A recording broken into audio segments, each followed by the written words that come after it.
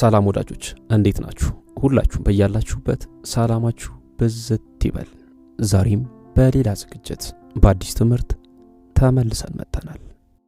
በዛሬው ትምህርታችን ለምትወጂው ወንድ እንኳን ማድረግ የሌሉብሽ ነገሮች እያልን እንማማራለን። ሁለት ነፍሶች ወደ ፍቅር ሲገቡ በነጠላነታቸው ጊዜ ከነበሯቸው ነገሮች የተወሰኑ ማስተካከያዎች ማድረግ ይጠበቅባቸዋል። ይሄ ደግሞ የተሳሰሩበትን ገመድ የሚያጠብቅ ሁላችንም የፍቅሪቱ ስንገባ ልንተገብረው የሚገባ በጣም ምርጥ አካሄድ ነው። አሁን ላይ ዲስ ባለው መሬት ላይ ባለው ሁኔታ ስንሄድ ሴት ልጅ ከፍቅር አጋሯ በበለጠ ብዙ ዋጋ ትከፍላለች። ይሄ የማይካዳቅ ነው። እዚህ ጋር አንድ በጣም መታወቅ ያለበት ነገር አለ። ወደ ፍቅሪቱ ስትገቢ የግድ ልታደርጊያቸው የሚገቡ ለውጦች አሉ። ፈልገሽና ወደሽ የምታደርጊያቸው ለውጦችም አሉ። ደግሞ በፍጹም ልታደርጊያቸው የሌሉብሽ ጉዳዮችም ደግሞ አሉ። ስለዚህ በዛሬው ትምህርታችን የፍቅር አጋርሽን ምንም ያህል ብትወጂው ምንም ያህል ብታፈቅሪው ለሱ ብለሽ መቀየር የሌሉብሽ ነገሮች እንመለከታለን። እንደተለመደው ሁላችሁም ቪዲዮውን ላይክ፣ አዳዲሶች ቻናላችን ሰብስክራይብ በማድረግ እንጀምር።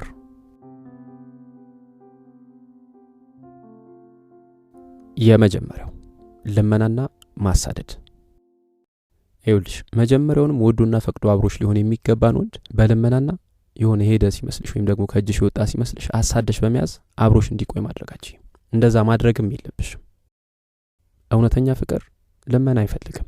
ሊወድሽና ሊያፈቅርሽ የሚገባን ወንድ ወደ መለመን ከገባሽ በዚህ ሂደት ውስጥ የሚገባሽን አይነት ፍቅር በፍጹም አታገኝም። እሱንም ቢሆን ሊያደርግልሽ የማይችለውን ነገር እንዲያደርግልሽ እያስጨነቅሽ ነው። ምክንያቱም ቢወድና ቢፈልግሽ ኖሮ ይህን ነገር ሳይጠየቅ ሊያደርግልሽ የሚችለው በጣም ቀላሉ ነገር ነው። ፍቅር ሁልጊዜም ከነበርሽበት አንድ ስቴፕ ከፍ የሚያደርግሽ ነገር እንጂ ጭራሽ ወደ ኋላ በንፉንቅቅ የሚያስኬድሽ ነገር መሆን የለበትም።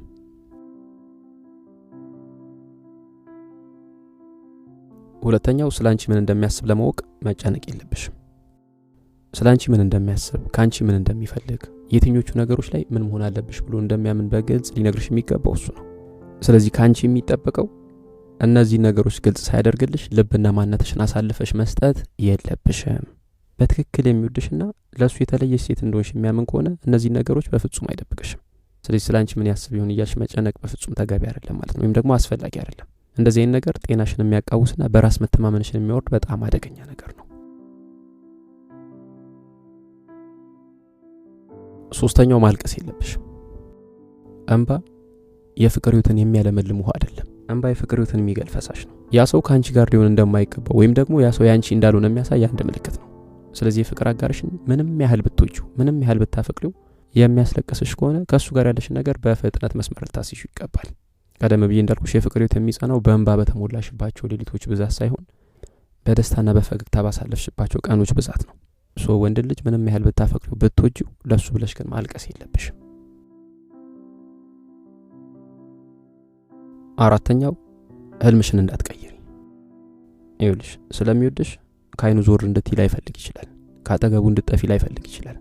ግን ደግሞ እሱ ይሄን ነገር ስለሚፈልግ ብቻ ብለሽ በጣም ስትፈልጊው በጣም ስትጠብቂው የነበረ ነገር የሆነ የሥራ ዕድል ሊሆን ይችላል፣ ወይም ደግሞ የሆነ እድገት ሊመጣ ይችላል። ያ እድገት ከሀገር የሚያስወጣሽ፣ ያ እድገት የከተማ ለውጥ ማድረግን የሚጠይቅ ነገር ቢሆን፣ ብቻ በተለያዩ ምክንያቶች ካጠገቡ በተወሰነ መልኩ ራቅ ሊያደርግሽ የሚችል ነገር ቢሆን አብረሹ ስለመቆየትና ያንን ህልምሽን ስለመከተል የሚል አይነት ምርጫ ውስጥ ብትገቢ በፍጹም ሁለት ጊዜ ማሰብ የለብሽም።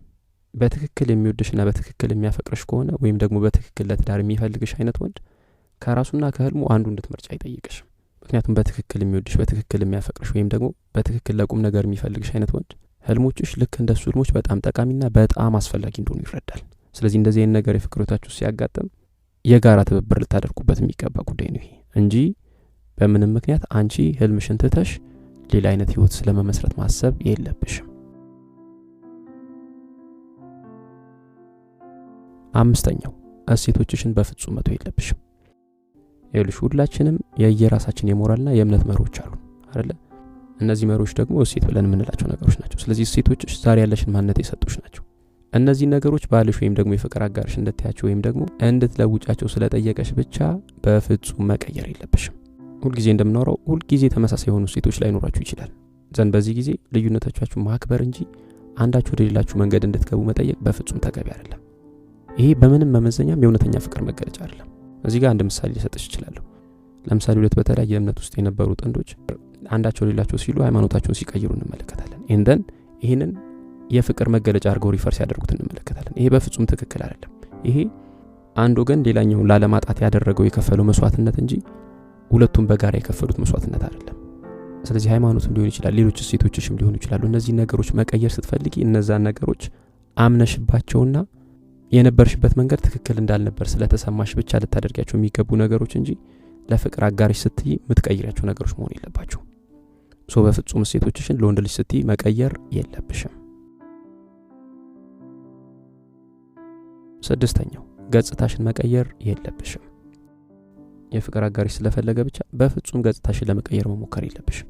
ገጽታ ስልሽ ያለባበስ ስታይል ሊሆን ይችላል፣ የጸጉር ስታይል ሊሆን ይችላል፣ የሜካፕ አጠቃቀም ሊሆን ይችላል። እንደነዚህ አይነት ለውጦችን ተገቢ ናቸው ወይም ደግሞ ይሄ ለውጥ አስፈላጊ ነው ብለሽ ስታምኚ ራስሽ ብቻ ልታደርጊው የሚገባ ነገር ነው። ከዚህ በተጨማሪ የሆነ ያነሰ ወይም ደግሞ የበዛ የሰውነት ክፍል ሊኖርሽ ይችላል። እነዚህ ነገሮች ስላልተመቹት ብቻ ወደ ሕክምና እንድትሄጂ ወይም ደግሞ የሆነ አይነት እንቅስቃሴ አድርገሽ የሆኑ ለውጦች እንድታመጪ ቢጠይቅሽ በፍጹም ልትቀበዩ አይገባም። ከዚህ በተጨማሪ ምናልባት ያነጋገር ዘይሽ ላይ መቸው ይችላል። ማድረግ ያለበት ብቸኛ ነገር ያነጋገር ዘይዋ የሚመች ሴት ፈልጎ ማግባት ነው። አንቺ ለሱ ስትይ ያነጋገር ዘይሽን መቀየር አይጠበቅብሽም። ስታምኝበት ትክክል አይደለም ብለሽ ስታስቢ ወይም ደግሞ ማራኪ አይደለም ሳቢ አይደለም ብለሽ ስታስቢ ራስሽ ልትቀይሩ የምትችይው ነገር ነው። ይሄ ቀላል ነገር ነው። መልክሽንም ሊሆን ይችላል፣ ሌሎች ተፈጥሯዊ ነገሮችሽንም ሊሆን ይችላል፣ ኦር ደግሞ ሌሎች አንቺ የምትገለጭባቸውን ነገሮች እንድትቀይር የሚጠይቅሽ ከሆነ ይሄ አንቺን ከነማነትሽ ያለ መቀበሉ አንድ መገለጫ ነው። ስለዚህ በተቻለሽ መጠን ለወንድ ልጅ ስትይ እነዚህ ነገሮችሽን መቀየር የለብሽም። ስቲል ምንድነው እያልኩሽ ያለው ስታምኝበት የትኛውንም ነገር ልትቀይሪ ትችያለሽ። ምክንያታዊ ሆኖ ከሞገተሽ አትቀበዩ እያልኩሽ አይደለም፣ ግን ደግሞ የማታምኝበትን ነገር ለሱ ስትይ ማድረግ የለብሽም። የአፍንጫሽ ቅርጽ ስላልተመቸው፣ ጸጉርሽ አጭርና ከርዳዳ ስለሆነ፣ ግንባርሽ ወጣ ያለ ስለሆነ ምናምን በእነዚህ ምክንያቶች የጥፋተኝነትም የተጠያቂነት ስሜትም ሊፈጠርብሽ አይገባም። እንደዚህ አይነት ስሜት ከሚፈጥርብሽ ወንድም ልትርቂ ነው የሚገባው። 7ኛው የብቻ ጊዜ ነው። የፍቅርነት ውስጥ ሆነ ትዳር ውስጥ ስትገቢ ብቻሽን ከጓደኞችሽ ጋር ከቤተሰቦችሽ ጋር ምናምን መሆን የምትችይባቸው ጊዜያት ሊያስፈልጉሽ ይችላሉ፣ ያስፈልጉሻል። ስለዚህ እነዚህን ጊዜያቶች ሊነፍቅሽ ወይም ደግሞ ሊነጥቅሽ ቢሞክር በፍጹም ፈቃደኛ ልትሆኚ አይገባም። ያ ማለት ግን በጣም የተለጠጠ የብቻ ጊዜ፣ በጣም የተለጠጠ ከጓደኞችሽ ጋር የምታሳልፊው ጊዜ፣ በጣም የበዛ ከቤተሰቦችሽ ጋር የምታሳልፊው ጊዜ ኑሩሽ እያልኩሽ አይደለም።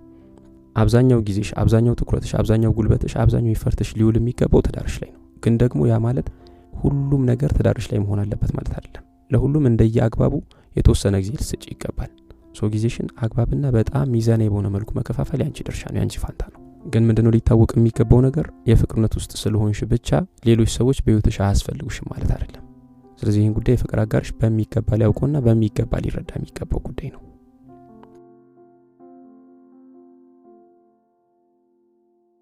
8ኛው ማንነትሽን እንዳትረሺ። እሱ ደስ እንዲለው ወይም ደግሞ የበላይነት እንዲሰማው አስበሽ አላዋቂ መስለሽ ለመታየት እንዳትሞክሪ። ይህን በብዙ ምክንያት ነው የምልሽ። የመጀመሪያው ወንዶች በራሷ የምትተማመንና ራሷን መሆን የምትችል ሴት ከልባቸው ይወዳሉ። ስለዚህ በይሉኝታ ካላስደሰተው ምናምን ብለሽ ያልሆንሽው ለመሆን እንዳትሞክሪ።